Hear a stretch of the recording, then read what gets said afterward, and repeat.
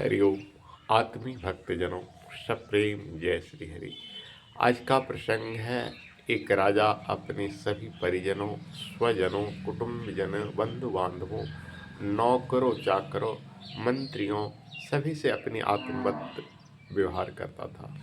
किसी पर रोष नहीं करता था। दया, करुणा, सहानुभूति ही उसका जीवन का अविच्छिन्न अंग था। अगर किसी के पास कोई कष्ट आता तो वह राजा तुरंत उसकी सहायता के लिए पहुंच जाता।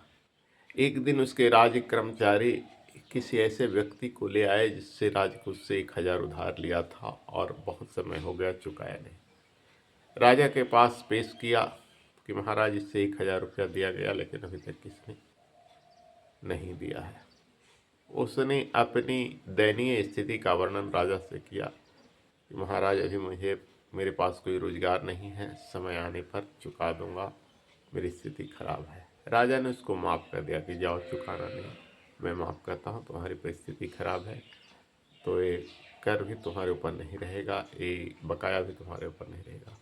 कुछ दिन के बाद वही व्यक्ति किसी ऐसे व्यक्ति को मारता पीटता है जो उससे रुपया लिया था और उसको नहीं देता है।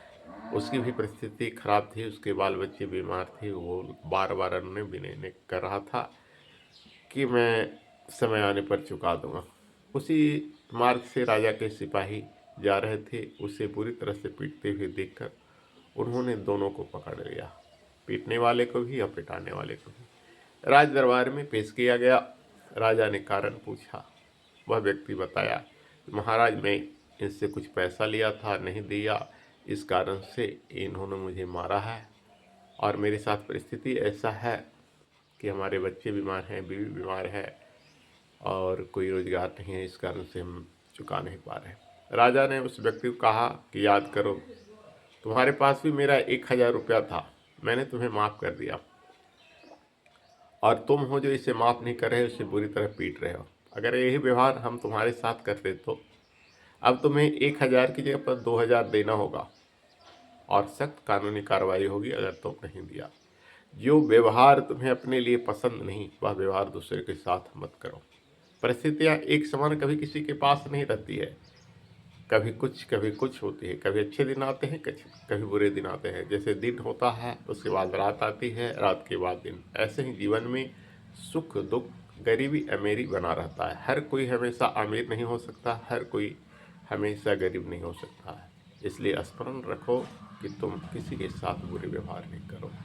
तो वो राजा और कोई नहीं, परमात्मा है और वो प्रजा हम मानव है।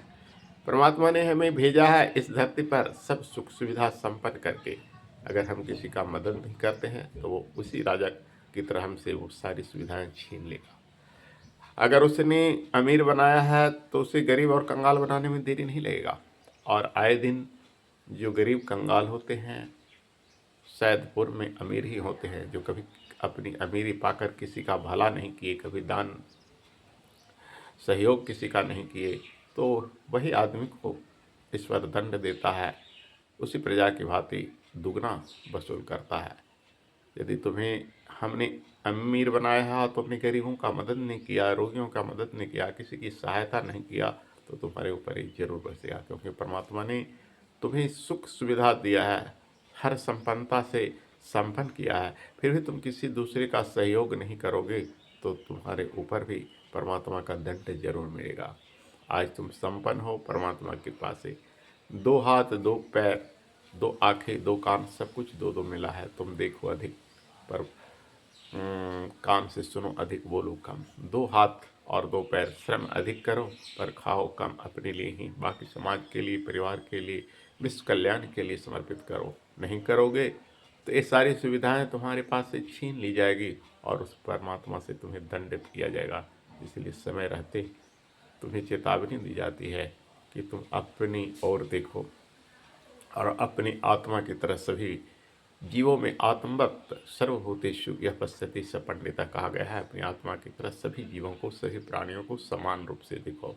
जो तुम्हें अपने लिए पसंद नहीं वह दूसरे के साथ व्यवहार नहीं करो। तुम जैसा अपने लिए चाहते हो वैसा ही सबके लिए करो। हरिओम तत्सत।